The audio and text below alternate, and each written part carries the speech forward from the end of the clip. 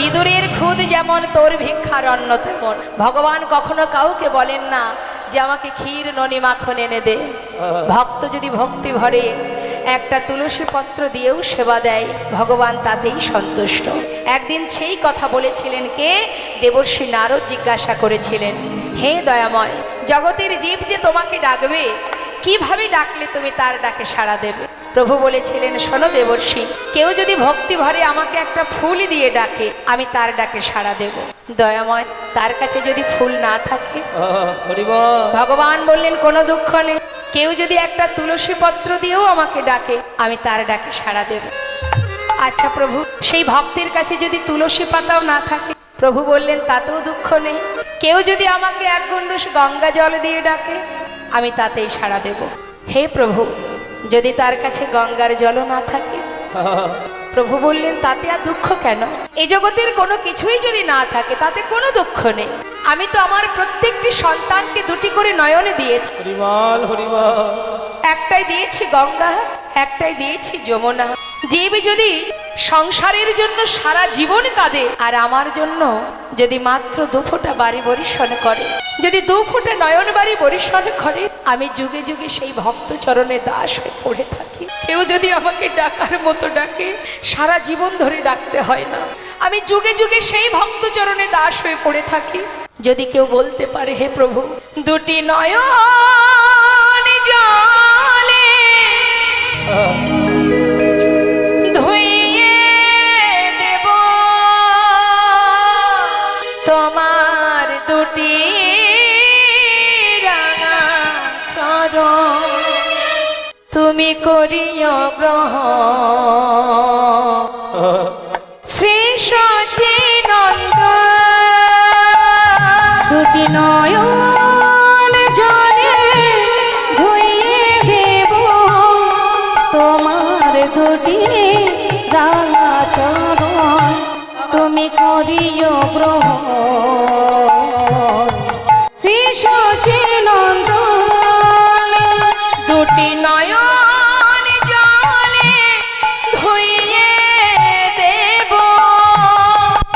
তোমার দুটি রাঙা চরণ, তুমি করিও গ্রহণ। শ্রী সচিনন্দন দুটি নয়ন জলে ধুইয়ে দেব তোমার দুটি রাঙা চরণ, করিও গ্রহণ। শ্রী সচিনন্দন শ্রী সচিনন্দন না জানি ভজ না জানি পূজ, আমি না জানি ভজ না জানি পূজা, কোনে কোনে পাব তোমার রাঙা চরণ। আমি না জানি ভজ না জানি পূজা, কোন গুণে পাব ও দুটি চরণ।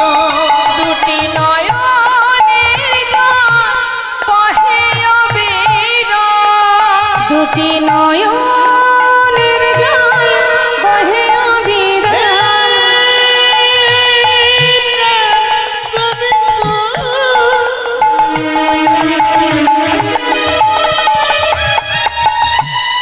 তুমি একবার কি করো,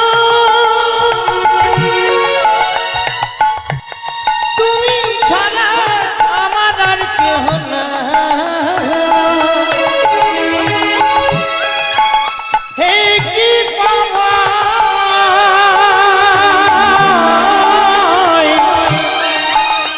গুরু নাম,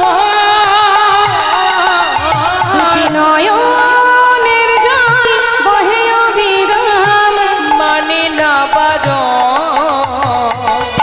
শ্রী সচিনন্দন দুটি নয়নের জল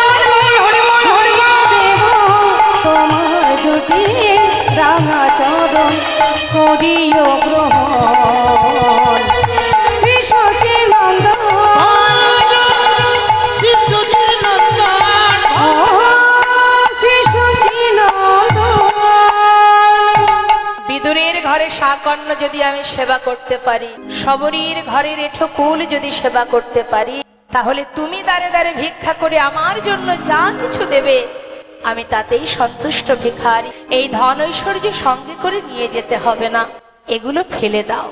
আহা, সত্য কথা মা।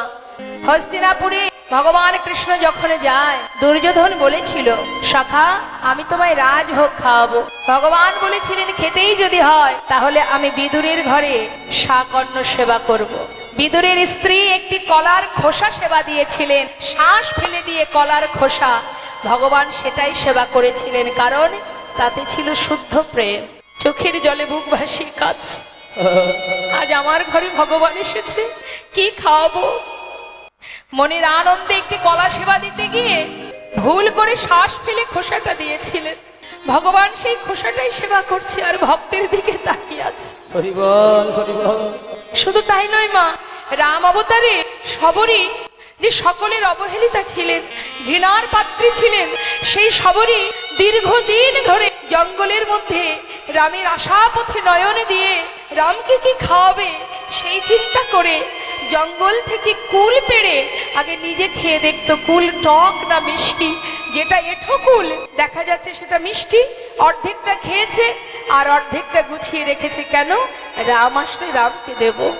ভক্তি যদি থাকে, শুদ্ধ প্রেম যদি থাকে, তুমি যেভাবে সেবা দাও না কেন তাতেই ভগবান সন্তুষ্ট। সে তো আর কিছু চাই না। ভক্তি ভরে যদি তুমি ভালোবাসতে পারো, আর কিছু সে চায় না। তার একটা প্রমাণ আপনাদের দেব। বেশি দূর নয়, বর্ধমান জেলায়, যেটা আজও বর্তমান, আপনারা দর্শন করে আসবেন। শ্রীখণ্ড নিবাসী মুকুন্দ দাস এবং তার ছোট্ট পুত্র 12 বছরের ছেলে, যার নাম রঘুনন্দন। ঘরে আছে গোপীনাথ সেবা। মুকুন্দ দাস একটু কবিরাজি করতেন। তা এত ভালো কবিরাজি জানতেন তিনি, কোনো ব্যক্তি অসুস্থ হলেই তার ডাক পড়তো। এখন গ্রামে একজন অসুস্থ হওয়ার কারণে মুকুন্দ দাসের ডাক পড়েছে। যেই না মুকুন্দ দাসের ডাক পড়েছে, মুকুন্দ দাস চিন্তায় মগ্ন, আমি কি করব।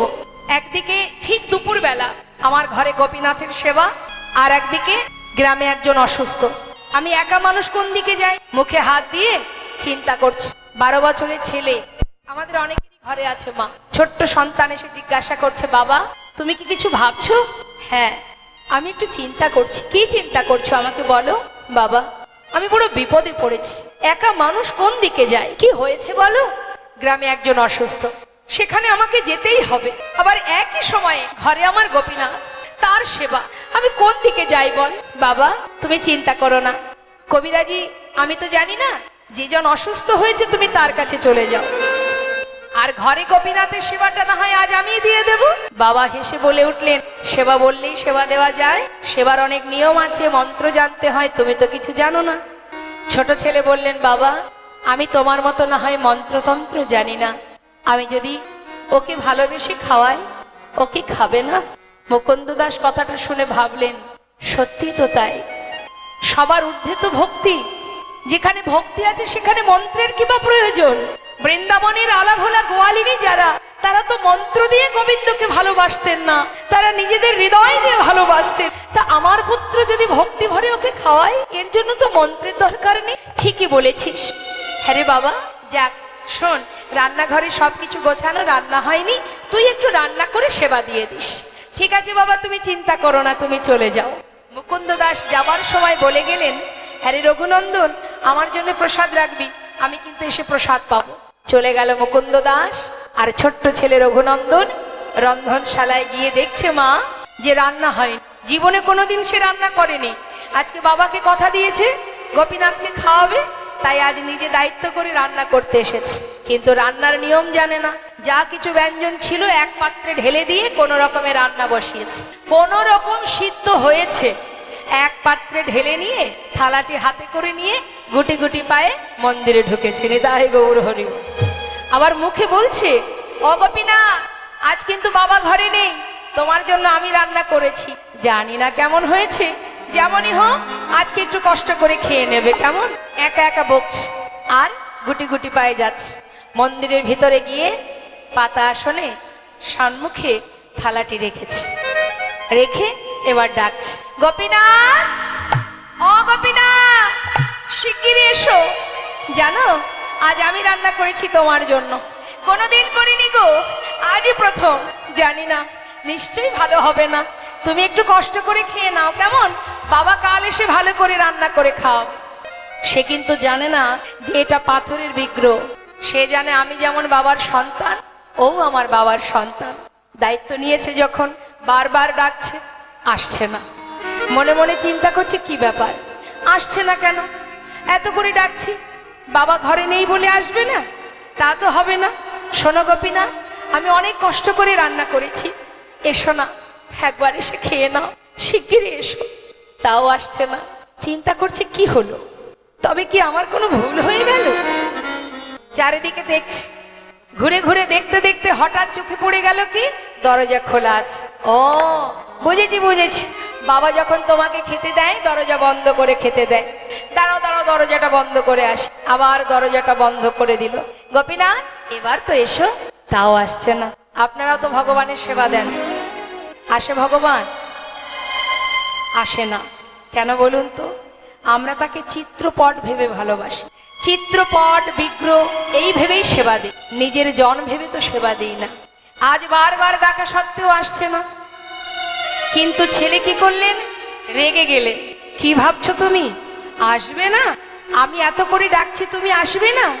আমার কি কষ্ট হয় না? কখন থেকে ডাকছি তুমি শুনতে পাচ্ছ না?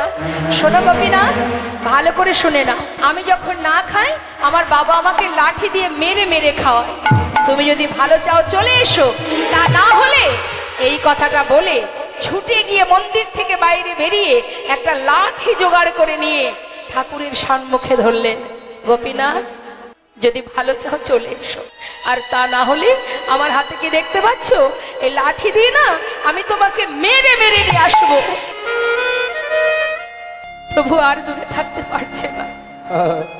মনে মনে চিন্তা করছে, ভক্ত এতদিন এই ঘরে আছি আমি, কোনোদিন কেউ আমাকে এমন করে ভালোবাসেনি। মন চাইছে কখনো তোমার কাছে ছুটে যাব, কিন্তু কেন জানি না যেতে পারছি না। কোনো জোরে বলছে, ও গোপীনাথ একবার এসো না, আমার কি কষ্ট হয় না? কখন থেকে ডাকছি তোমায়, একবার এসে খেয়ে নাও। ভগবান আর থাকতে পারছে না মা, পাথরের মধ্যে আর থাকতে পারছে না। বিগ্রহ থেকে সচল মূর্তি ধারণ করে পাতা আসনে এসে বসেছে। জিজ্ঞাসা করছে কে করেছে? আমি রান্না করেছি।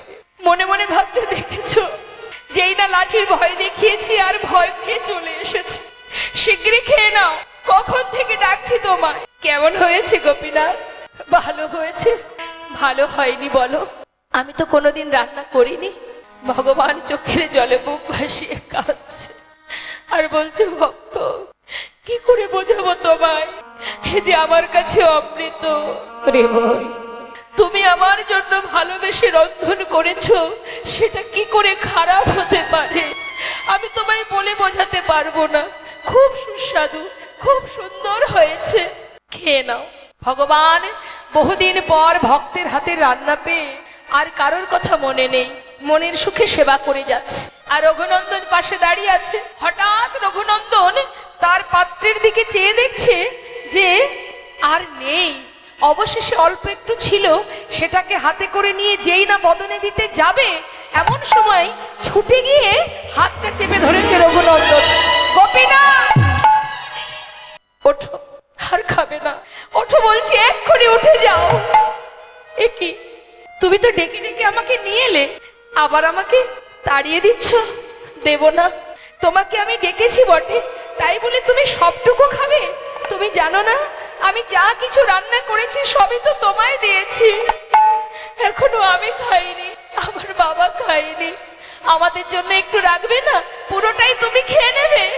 প্রভু বলে উঠলেন, দেখো জানো রঘুনন্দন, এতদিন পর না তোমার হাতে রান্না পেয়ে আজ আর আমার কারোর কথা মনে ছিল না। ঠিক আছে, আমার হাতে যেটুকু আছে এটুকু আমি তোমার জন্য রেখে গেলাম। বেশি তো ছিল না মা, যেটুকু ছিল নিজে সেবা করে সুন্দর করে থালাটি ধুয়ে তুলে রেখেছে। যথাসময়ে মুকুন্দ দাস ঘরে ফিরেছে, গ্রামের কাজ সেরে ঘরে ফিরেছে। জিজ্ঞাসা করছে, রঘুনন্দন বলো বাবা, কিরে ঠিকঠাক সেবাটা দিয়েছিস তো? হ্যাঁ বাবা, তোমার চিন্তা নেই। আচ্ছা, আমার বড় কাজটা তুই করে দিয়েছিস, এবার আমাকে একটু প্রসাদ দে তো, খুব খিদে পেয়েছে। জানো বাবা, আজ আর প্রসাদ নেই। প্রসাদ নেই কেন? প্রসাদ কি হলো? কোনো ভক্ত এসেছিল নাকি ঘরে? না না, কেউ আসেনি। তোমার ওই গোপীনাথই তো সব খেয়ে নিচ্ছিল। ভাগ্যিস আমি হাতটা ধরেছিলাম, আমার জন্য একটুকু রেখেছিল, সেটা আমি খেয়ে নিয়েছি। মুকুন্দ দাস মনে মনে ভাবছে, এটা কি করে সম্ভব? প্রতিদিন তো আমি তাকে সেবা দিই, কোনোদিন তো সে সেবা করে না, আর আজ আমি ঘরে নেই, আজই খেয়ে নিল। না না, নিশ্চয়ই আমার ছেলে মিথ্যা কথা বলছে। সে নিজে খেয়ে পাথরের বিক্রির নামে দোষ দিচ্ছে। না না, এটা তো অন্যায়, এটা পাপ, এটা তো আমি মেনে নিতে পারবো না।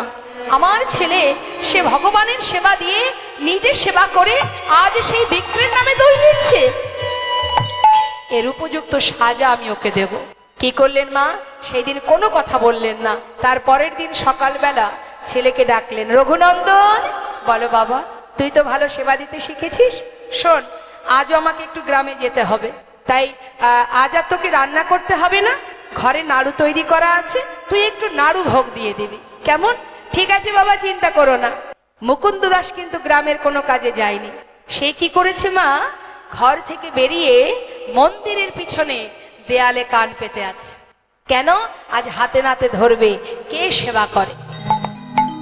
আর এদিকে ছোট্ট 12 বছরের ছেলে রঘুনন্দন পাত্রে নাড়ু সাজিয়ে নিয়েছে, নিয়ে মন্দিরে প্রবেশ করেছে।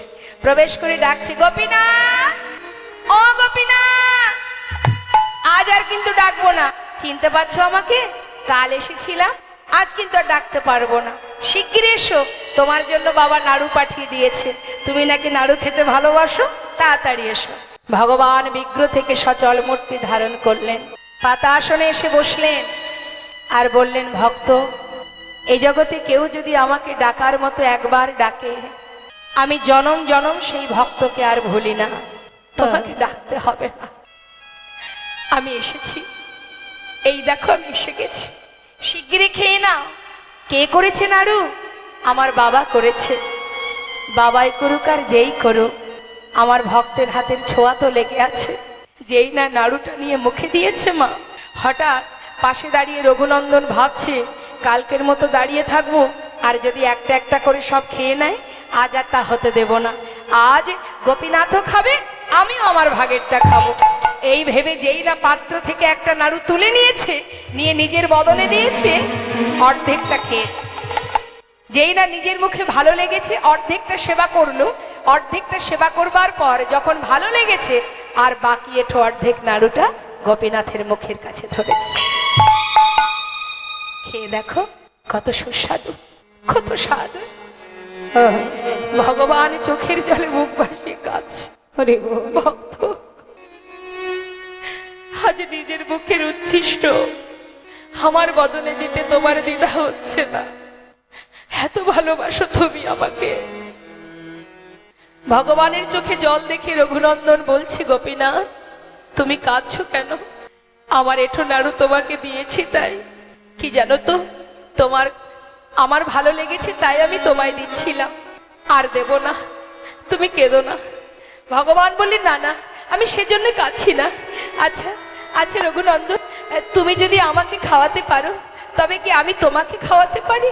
বেশ তো, তাহলে তুমি আমাকে খাইয়ে দাও, আমি তোমাকে খাইয়ে দিই। ভগবান তার প্রসাদী নাড়ু দিচ্ছে ভক্তের বদনে, আর ভক্ত তার এঠো নাড়ু দিচ্ছে ভগবানের বদনে। ভক্ত ভগবানের মধুর মিলন, মধুর প্রেমে, মধুর দেখবার জন্য মন্দিরের পিছনে মুকুন্দ দাস চিৎকার করে বলে উঠলেন, কে? আমার সন্তান ছাড়া আরো কারোর কণ্ঠ শোনা যায়। ছুটে এসে মুষ্টাক হাতে দরজা খুলেছে। খোলা মাত্রই দেখছে কি, ভগবানের হাতে অর্ধ নাড়ু। তার আগেই তিনি বিগ্রহে মিলিত হলেন, আর মুকুন্দ দাস দেখতে পেল না। যেই না হাতে অর্ধ নাড়ু দেখেছে, ছুটে গিয়ে নিজের সন্তানকে বুকে জড়িয়ে ধরেছে। জড়িয়ে ধরে বলছে, ওরে রঘুনন্দন, আমি এতদিনই যাকে বিগ্রহ রূপে সেবা করেছি, আমি সেই জন্য তাকে দেখতে পাইনি, আর তুই যে নিজের জন ভেবে ভালোবেসেছিলি, তাই তুই তাকে দেখতে পেয়েছিস। একবার আমার বুকের মাঝে আয়। বুকের মধ্যে জড়িয়ে ধরে কাঁদছে আর বলছে, ওরে এতদিনে যার সেবা আমি দিলাম সেই সেবা আমার ব্যর্থ হলো। হায়, আমার কাছে আয়, তোকে জড়িয়ে ধরে আমার অযোগ্য দেহ আমি যোগ্য করি। এতদিনের অযোগ্য দেহ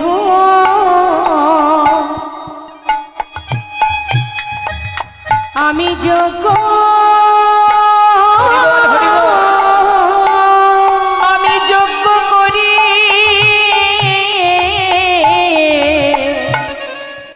তোর মতো ভক্ত সন্তানে আমি জড়াইয়ে ধরে আমার অযোগ্য দেহ আমি যোগ্য করি। তোর মতো ভক্ত সন্তানে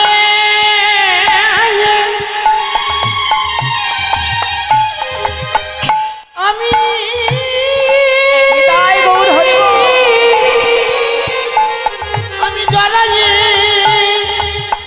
ধরি আমার মানব জন আমি ধন্য করি। এতদিনের অযোগ্য দেহ যোগ্য করি। মানব জনম ধন্য করি। তোর মতো ভক্ত সন্তানে জড়াইয়ে ধরে এতদিনের অযোগ্য দেহ আমি যোগ্য করি। তোর মতো ভক্ত সন্তানে জড়াইয়ে ধরে আমার জনম ধন্য করি। এতদিনের অযোগ্য দেহ যোগ্য করি। আমার মানব নিতাই গৌর হরি বল, গৌর হরি বল, হরি বল। দেহ যোগ্য করি। আমার মানব জনম ধন্য করি। তোর মতো ভক্ত সন্তানের জড়াইয়ে ধরে অযোগ্য দেহ হরি বল, হরি বল। যোগ্য করি। তাই তো শাস্ত্রে বললেন, ভগবানকে যেভাবেই তুমি ভালোবাসো না কেন, যদি তোমার মধ্যে ভক্তি থাকে, ভক্তি ডোরেই ভগবানকে বাঁধা যায়। যে ভক্তির কথা আমরা শ্রবণ করব, যে ভক্তির জীবনী আমরা শুনব, সে এই কলির জীব মিলন হয়েছিল বৃন্দাবনে। তা সেই ভক্তটিকে মস্ত বড় জমিদার, তার নিবাস কোথায়? মুর্শিদাবাদ জেলা। মুর্শিদাবাদ জেলার মস্ত বড় জমিদার লালাবাবু। এই লালাবাবুর পিতার নাম ছিল প্রাণকৃষ্ণ সিংহ, ঠাকুর দাদার নাম ছিল গঙ্গা গোবিন্দ সিংহ। একটু কথাটা মন দেবেন মা, এই গঙ্গা গোবিন্দ সিংহ লালাবাবুর প্রকৃত নাম হচ্ছে কৃষ্ণচন্দ্র সিংহ, কিন্তু ঠাকুর দাদা আদর করে নাম দিয়েছিল লালা। কিন্তু এই লালার ছোটবেলা থেকে ভাবধারা ছিল একটু অন্যরকম। অন্যান্য ছেলে মেয়েরা মাঠে গিয়ে যেমন নানাবিধ খেলা করে, কিন্তু এই 12 বছরের ছোট্ট ছেলেটি সর্বদাই কৃষ্ণলীলা নিয়ে খেলা করবে, রামলীলা নিয়ে খেলা করবে, বা যদি কোনো জায়গায় কোনো ধর্মীয় কাজ হয় একটু ভগবানকে ভালোবাসতেন, সাধুগুরু বৈষ্ণবকে প্রণাম করতেন। তার ভাবধারা একটু মনোভাব ছিল দয়ালু, উদার মনোভাব। এমন উদার মনোভাবের ছেলে হঠাৎ একদিন কাচারি বারান্দায় বসে আছে, আর জমিদারি সদর দরজায় এসে দাঁড়িয়েছে একজন কন্যাদায়গ্রস্ত ব্রাহ্মণ। বারবার এসে দাঁড়ে বলছে দাঁড়িকে যে আমাকে কিছু সাহায্য দিন। দাঁড়ি বলছে এখানে তো কোনো সাহায্য দেওয়া যাবে না, এই মহলের একটা নিষেধাজ্ঞা আছে, কাউকে কিছু সাহায্য করা যাবে না, তুমি চলে যাও। কিন্তু সেই ব্রাহ্মণ বারবার হাত জোড় করে বলছে আমি কন্যাদায়গ্রস্ত পিতা, আমাকে কিছু সাহায্য করুন। কিন্তু সে কোনো কথাই শুনছে না, বারবার তাকে ধাক্কা দিয়ে তাড়িয়ে দিচ্ছে। আর এই বিষয়টা দেখছে কে? 12 বছরের ছেলে ওই লাল। দূর থেকে দেখে জিজ্ঞাসা করে উঠলেন, দাঁড়ি তুমি বারবার ওনাকে তাড়িয়ে দিচ্ছ কেন? কি চাইছেন উনি? বাবু, উনি এসেছেন কিছু সাহায্যের জন্য, কিন্তু আপনার পিতার আদেশ এই মহল থেকে কাউকে কিছু দান ধ্যান করা যাবে না। ওকে বারণ করা সত্ত্বেও শুনছে না, তাই ওকে তাড়িয়ে দিচ্ছে। ছোট্ট ছেলে 12 বছরের লালা বলে উঠলো, তবে শোনো, আমার পিতাকে গিয়ে বলো এই ব্রাহ্মণকে যেন 1000 টাকা দান করে দেয়। যার এত ধন ঐশ্বর্য, এত বড় জমিদার যে, এত বিষয় সম্পদ যার, একজন অসহায় পিতা এসে দাঁড়িয়েছে, তাকে কিছু সাহায্য করবে না? এ কেমন নিয়ম জমিদারের? যাও, আমার আদেশ 1000 টাকা ব্রাহ্মণকে যেন দান করে দেয়। ভিতর ঘরে গিয়ে যেই না বলেছে দাঁড়ি, প্রাণকৃষ্ণ সিংহ বলে উঠলেন, এত বড় সাহস! আমার ছেলে দুধের শিশু, 12 বছর বয়স, সে পিতার আদেশ লঙ্ঘন করে এত বড় স্পর্ধর। শোনো দাঁড়ি, 1000 টাকা দিয়ে এসো এই ব্রাহ্মণকে, আর আমার ছেলেকে সেই সঙ্গে জানিয়ে এসো, যতদিন নিজে রোজগার করতে না পারবে ততদিন পর্যন্ত যেন দান করবার ইচ্ছাটুকু পর্যন্ত আমার কাছে প্রকাশ না করে। যেমন পিতা তার তেমনই তো সন্তান হয়। যেই নাই কথাটা শুনেছে ছোট ছেলে, 12 বৎসরের শিশু লালা, মনে মনে স্থির করলেন, যার এত ধন ঐশ্বর্য, অসহায় ব্যক্তিকে যদি সাহায্য করতে নাই পারলাম, তাহলে কিসের জমিদার আমি? আজ একজন ব্রাহ্মণ এসেছে দাঁড়িয়ে, তাকে 1000 টাকা দিতে চাইল না। এত বড় সম্পদের মালিক হয়ে তার মনের পরিচয় এত ছোট, আর আমি তার সন্তান। সোনদারি, তুমি আমার পিতাকে গিয়ে বলো, আমি যতদিন রোজগার না করব ততদিন আমি আমার পিতৃ সম্পদ কাউকে দান করব না। স্থির করলেন, সেই দিন থেকেই মনে মনে ভেবে নিলেন যে কোনোদিন পিতার সম্পদ দান তো করবই না, আর আমি এমন পিতার মুখ আর দেখব না। সেই মুহূর্ত থেকেই 12 বছরের ছেলে লালা মুর্শিদাবাদ ত্যাগ করে বর্ধমান জেলায় একটা ফেরেশতা দাঁড়িয়ে 20 টাকা বেতনে কাজ করতে শুরু করে দিল। তারপর যত দিন যায়, যতই পিতা চেষ্টা করুক, আর ছেলেকে ঘরে ফেরাতে পারে না। সবাইকে দিয়ে বলে, জানা, একবার আমার সন্তানকে ফিরিয়ে নিয়ে আয়, কিন্তু সে তো আর ফেরে না। যেমন পিতা তার তেমন সন্তান। প্রতিজ্ঞা করেছে এমন পিতার মুখ আমি দেখব না যার মন এত ছোট, কোনো দিন সেই মুখ আমি আর দেখব না। দেখতে দেখতে ছেলেও বড় হচ্ছে, আবার এদিকে বাবারও বয়স হচ্ছে। হঠাৎ প্রাণকৃষ্ণ সিংহ শয্যাশায়ী হলেন, চলার শক্তি আর নেই, শয্যায় শুয়ে আছে। প্রভুর চরণ স্মরণ করে কাঁদছে আর বলছে, দয়াময়, জীবনে এমন একটা ভুল করেছি আমি, যে ভুলে আমি সব হারিয়েছি। এতদিন যে ধন ঐশ্বর্য আমার করে আমি ধরে রেখেছি, আজ আমি তোমার চরণে সব সঁপে দিলাম। হরি বল। এটা আমাদের মধ্যে কখন আসবে এই ভাবনাটা? যখন আমাদের সময় শেষ হয়ে যাবে। যতদিন ক্ষমতা থাকবে ততদিন যেন মনে হবে যা করেছে সব আমি করেছি। কিন্তু যেদিন অন্তিম সময় আসবে না বাবা, যেদিন আর চলতে পারবো না, যখন বাড়ির সকলে আমাকে অবহেলা করবে, সেদিন মনে হবে জীবনে যা কিছু করেছি সবই ভুল করেছি। শয্যায় শুয়ে শুয়ে প্রাণকৃষ্ণ সিংহ কাঁদছে আর প্রভুর চরণ স্মরণ করে বলছে, দয়াময়, রক্ষা করো হে তুমি, হে ভগবান, হে জগতে সবই কিছু তোমারই তো দান। এ জগতে সবই কিছু তোমারই তো দান। তুমি আছো হরি বিশ্ব চরাচরে, আজ তুমি আছো হরি এই বিশ্ব চরাচরে। শেষের দিনে হরি ডাকি গো তোমারে, তুমি আছো হরি এই বিশ্ব চরাচরে,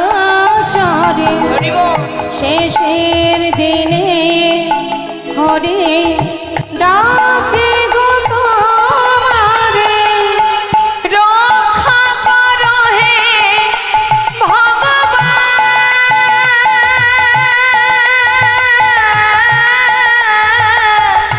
রক্ষা করো হে ভগবান, একবার রক্ষা করো হে ভগবান। একবার রক্ষা করো হে তুমি হে ভগবান। বলো এ জগতে সব কিছু তোমারই তো দান। বলো এ জগতে সব কিছু তোমারই তো দান। প্রভুর চরণ স্মরণ করতে করতে প্রাণ পাখিটা উড়ে চলে গেল।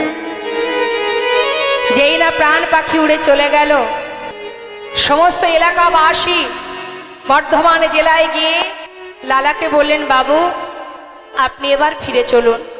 যার প্রতি আপনার অভিমান ছিল, ক্ষোভ ছিল, সে তো চলে গেছে, এবার আপনি চলুন, না হলে জমিদারি রক্ষা হবে কি করে। সঙ্গে সঙ্গে সকলের অনুনয় বিনয় শুনে, সকলের অনুরোধে আবার লালা ফিরে এলো মুর্শিদাবাদ জেলায়। আসবার পর জমিদারি হিসাব নিকাশ বুঝে নিল। বুঝে নেবার পর উপযুক্ত বিবাহের বয়স হয়েছে বলে তাড়াতাড়ি করে সুকন্যার সন্ধান করে লালার বিবাহ হলো। বিবাহের পর স্ত্রীর নাম কি? কাত্যায়নী। সুখেই দিন কেটে যায়, জমিদারির সমস্ত কিছু দেখাশোনা করা। আর দেখতে দেখতে কয়েক বছর গেল, তার একটি পুত্র সন্তান হলো। ছেলের নাম দিল নারায়ণ। কি নাম দিল মা? ভগবানের নামে নাম দিল নারায়ণ। আর তার একটি পালিতা কন্যা, যার নাম হচ্ছে সুমতি। এই হচ্ছে সুখের সংসার, চারজন। কিন্তু হঠাৎ কিভাবে, কখন, কার ভিতরে কিভাবে ত্যাগের সৃষ্টি হয় কে বা জানে। শাস্ত্রে বললেন, সাধুসঙ্গ সাধুসঙ্গ সর্বশাস্ত্রে কয়, লব মাত্র সাধুসঙ্গে সর্বসিদ্ধি হয়। কিভাবে যে মানুষের পরিবর্তন হবে, কখন যে ত্যাগের সৃষ্টি হবে, কখন বৈরাগ্য আসবে, কেউ কিন্তু জানে না। লালা সুন্দরভাবে সংসার করছে, সুখের আনন্দে দিন কেটে যায়, জমিদারি রক্ষা হয়। কিন্তু হঠাৎ একদিন তার দ্বারে এসে দাঁড়ালো একজন ভিখারি। ভিখারি এসে চিৎকার করে বললেন, ভিক্ষাং দেহি। লালা স্বয়ং নিজে নেমে এলেন। নিজে নেমে এসে সে দাঁড়িয়ে জিজ্ঞাসা করলেন দরজার কাছে, ও ভিখারি, তুমি ভিক্ষা করো কেন? ভিখারি বললেন, বাবু আমি কেন ভিক্ষা করি জানো? বাবু গো, বাবু গো,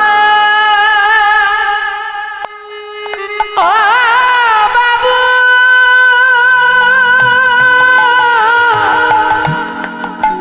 বাবু গো, বাবু, বাবু গো, বাবু গো, বাবু, আমি হলাম দিন ভিখারি। ও বাবু, বলে ও গো বাবু, আমি হলাম দিন ভিখারি। ও বাবু, আমি ভিক্ষা করি কেন জানো?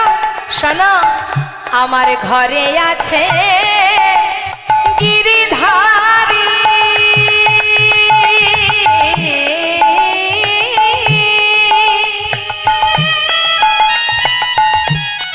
তাই দাঁড়ে দাঁড়ে আমি ভিক্ষা করি।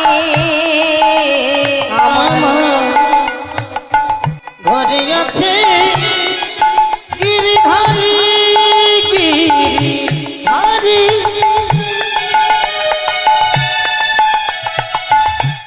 বাবু গো, বাবু,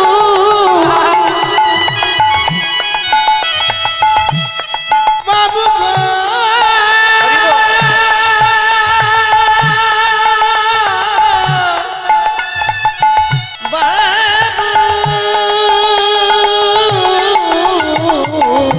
ঘরে আছে গিরিধারী, তাই দাঁড়ে দাঁড়ে ভিক্ষা করি। তারে সেবা দিয়ে পাই গো প্রসাদ। তার সেবা দিয়ে আমি পাই গো প্রসাদ। তারে সেবা দিয়ে পাই গো প্রসাদ। বাবু এই তো আমার রীতি,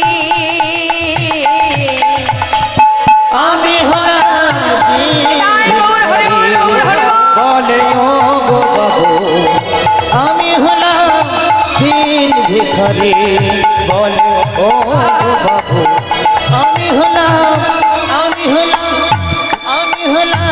দিন ভিখারি। হরে কৃষ্ণ। কি করে মা ভিখারি? ভিক্ষা করে প্রভুর সেবা দিয়ে তারপরে সেবা করে, এই তার কাজ। যেই না শুনেছে লালাবাবু জমিদার বলে কথা, অনেক দামি দামি রত্নের একটা পুটুলি বেঁধে ভিখারিকে দিয়ে বলছে, ধরো, এতে কি আছে বাবু? অনেক দামি দামি রত্ন আছে, যাও এগুলো তোমায় দিলাম, তুমি নিয়ে চলে যাও। এগুলো দিয়ে কি করবো বাবু? কেন, আমার মতো তুমিও ধনী হয়ে যাবে। বেশ, তাহলে বাবু আমি আসি। এই বলে ভিখারি মাথায় করে সেই পুটুলিটা নিয়ে এক পা দুপা করে যাচ্ছে। বেশ কিছুটা পথ গেছে মা, যাবার পর দূরে এক জঙ্গলে সেই পুটুলিটা নিয়ে ছুঁড়ে ফেলে দিল। আর দূরে দাঁড়িয়ে লালা এই বিষয়টা দেখে চিৎকার করে বলে উঠলেন, ভিখারি, এত বড় সাহস তোমার! আমি যা কিছু তোমায় দিলাম তুমি ফেলে দিলে, কেন ফেলে দিলে? বাবু, আমাকে ক্ষমা করে দিন, আপনার দেওয়া মূল্যবান সম্পদ আমি তো মাথায় করে নিয়েই যাচ্ছিলাম, কিন্তু হঠাৎ কে যেন আমার পিছন থেকে বলে উঠলো, ওরে, এগুলো নিয়ে কোথায় যাচ্ছিস তুই? আচ্ছা, জমিদারের মতো তুই বুঝি ধনী হতে চাস? কিরে, আমি তো তোকে কখনো বলিনি আমাকে ক্ষীর ননি মাখন এনে দে, আমাকে রাজভোগ এনে দে। আমি তো তোর কাছে কোনোদিন কিচ্ছু চাইনি। হ্যারি ভক্ত, দাঁড়ে দাঁড়ে ভিক্ষা করে যা পাস আমি তো তাতেই খুশি। এগুলো যদি তুই ঘরে ফিরিয়ে নিয়ে যাস, জানিস এই সম্পদের মধ্যে যদি একবার তোর মন ডুবে যায়, তুই যে গোবিন্দ ভুলে যাবি। যা, এগুলো নিয়ে যেতে হবে না, এগুলো ফেলে দিয়ে যা, ফেলে দে। বাবু, তাই তো আমি ফেলে দিয়েছি। বারবার যেন আমাকে বলছে, আয় ভিখারি আয় রে ফিরে, ভুলে যাস না মোহ ভরে। আয় ভিখারি আয় রে ফিরে, ভুলে যাস না মোহ ভরে। আয় ভিখারি আয় ভিখারি আয় রে ফিরে, ভুলে যাস না মোহ ভরে। ভুলে যাস না মোহ ধরে। গোবিন্দ সেবার বেলা বয়ে যায়, গোবিন্দ সেবার বেলা বয়ে যায়, গোবিন্দ সেবার বেলা বয়ে যায়। বিদুরের খুদে যেমন, ওরে তোর ভিক্ষার অন্ন তেমন। ওই বিদুরের খোঁজ যেমন, তোর ভিক্ষার অন্ন তেমন। সেবা দিতে ভুল করিস নে আমার, সেবা দিতে ভুল করিস নে আমায়। ওরে আয় ভিখারি আয় রে ফিরে, আয় ভিখারি আয় রে ফিরে, আয় ভিখারি আয় রে ফিরে, ওই ভিখারি আয় রে ফিরে। ভুলে যাস না মোহ ভরে। আয় ভিখারি আয় রে ফিরে, ভুলে যাস না মোহ ভরে। আয় ভিখারি আয় রে সেবা ফিরে, দিতে ভুল করিস নে আমার। সেবা দিতে ভুল করিস নে আমায়। কথাটা কি বললেন মা? আজ লালা বললেন, দেখো ভিখারি, তোমার যদি মনে এমনটাই হয় তাহলে তুমি এক কাজ করো, তোমাকে কোথাও যেতে হবে না, তুমি আমার ঘরে থাকবে, তোমার সমস্ত দায় দায়িত্ব আমার, তুমি প্রতিদিন হরিনাম করবে আর আমাকে হরিনাম শোনাবে। যেই না কথাটা বলেছে তখন ভিখারি বলে উঠলেন, বাবু, আপনার মহলে থাকলে দিনে দিনে আপনার মতো অবস্থা আমারও হবে। আপনি যেমন গোবিন্দকে ভুলে গেছেন, আপনার মহলে থাকলে এত সুখ, এত শান্তি, এত আনন্দে যদি আমার জীবন পার হয়, তাহলে আপনার মতো দিনে দিনে আমিও গোবিন্দকে ভুলে যাব। তাই বাবু, আমার কুড়ে ঘরই আমার কাছে ভালো। এই বলে ভিখারি চলে গেল। আর লালাবাবু মনে মনে চিন্তা করলেন, তবে কি মহলে থাকলে, বিষয় সম্পদের মধ্যে থাকলে গোবিন্দ ভুলে যেতে হয়?